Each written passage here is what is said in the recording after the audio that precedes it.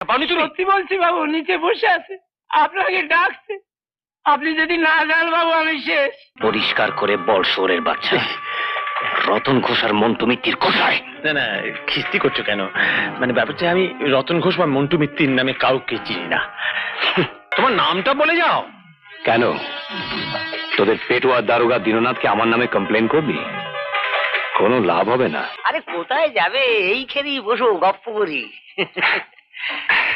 তারপর বলো ভাইয়া, আমাদের বস্তি লোকজন সব কেমন লাগছে? ভালো, খুব ভালো। রহিম ভাই, সেদিন তোমায় ধন্যবাদ জানানো হয়নি। ধন্যবাদ কেন ভাইয়া? বাহ, তোমার ভাইয়ের খালি ঘরে আমায় থাকতে দিয়েছো। আরে ছাড়ো সব কথা। মিঠু, ওই নরেনের দোকানে 2 কাপ চা বলে দে, আর শোন ওই সঙ্গে 2 বিস্কুট বলে দিস। হ্যাঁ আচ্ছা রহিম ভাই, হ্যাঁ, এই গাড়ি টাড়ি সারানোর